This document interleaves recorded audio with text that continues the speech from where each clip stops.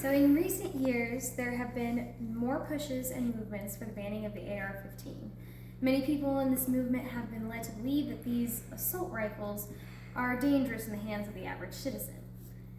The issue is that people have been misled as to the AR-15's capabilities and their primary functions.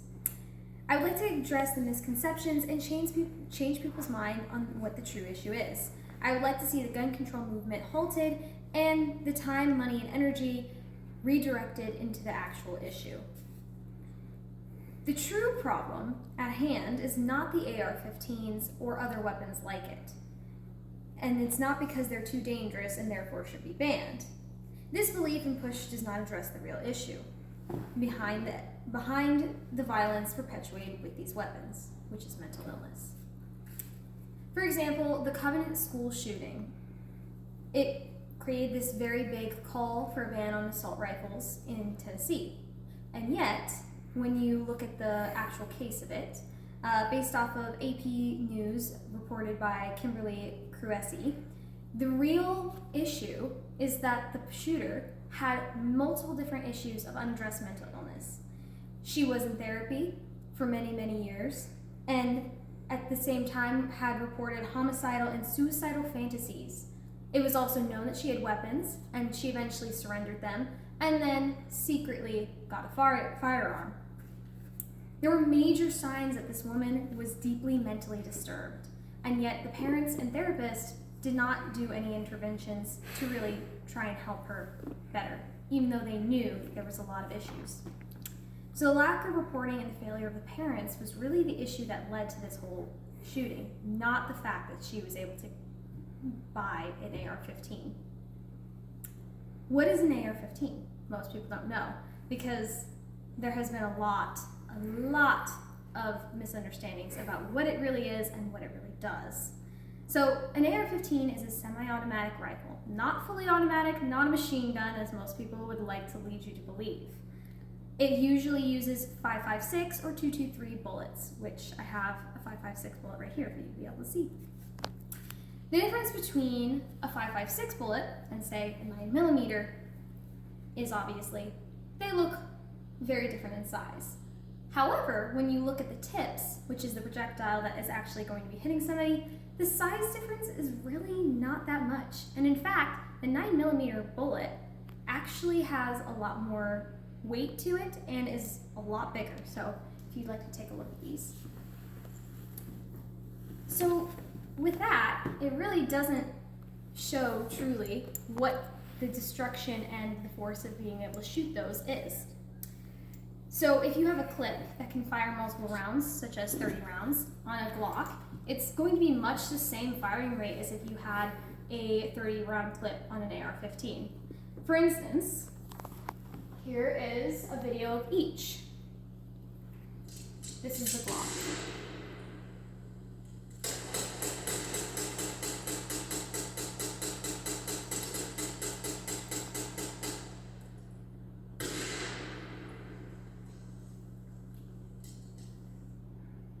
And here's the AR.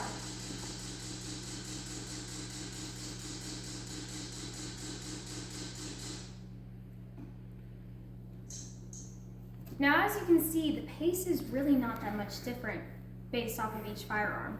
Their firing is pretty much the same rate with the same amount of bullets in each clip. So there's really not that much of a difference.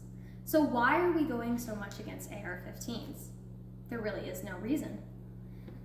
It's interesting because while this is the case, obviously, according to Pew Research Center, 58% of Americans favor stricter gun laws, and most of them consider assault rifles to be the primary reason for this. Okay.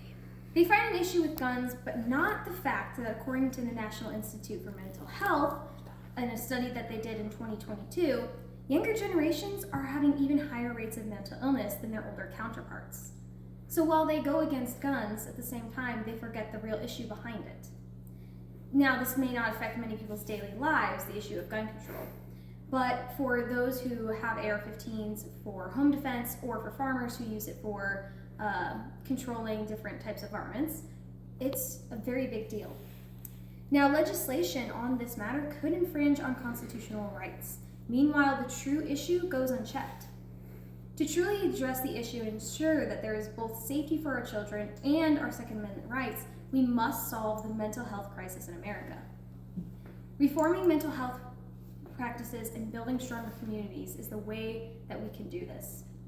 Finding different ways of actually successful therapy for people with similar problems to those who perpetuate school shootings, and then actually applying those in our therapy practices nationwide would be an extreme help in stopping these events on a national basis. According to the Journal of Pediatric Health on School Shooters and Patterns of Adverse Childhood Experiences, Bullying, and Social Media, withdrawn kids are at a higher risk of becoming school shooters. And this has partially to do with the loneliness epidemic, which has been perpetuated through social media. Now, according to multiple different sources, the Covenant school shooter could have been in better therapy for what she was going through in order to actually reach her and stop her from doing such things and really having such awful issues. So, overall, there are two solutions. The Band-Aid on the bullet hole, the fix, which is simply stricter gun laws, or solutions that engage and help those who are actually mentally unwell in society. A ban against ARs and like weapons cannot solve the issue of violence perpetuated by mentally ill individuals. Better mental health programs and the building of better communities can ultimately bring an end to such tragedies, such as the Covenant school shooting and many others like it. Ultimately, each individual must make up his or her own mind. However, I encourage you to research for yourself. I highly recommend checking out the NRA's article, Why Gun Control Doesn't Work, to better understand the issue and the reasons gun control doesn't work. Thank you for hearing me out, and while I may not have changed your mind, I hope I provided you with a better understanding of what an AR actually is and made you think about this issue more deeply.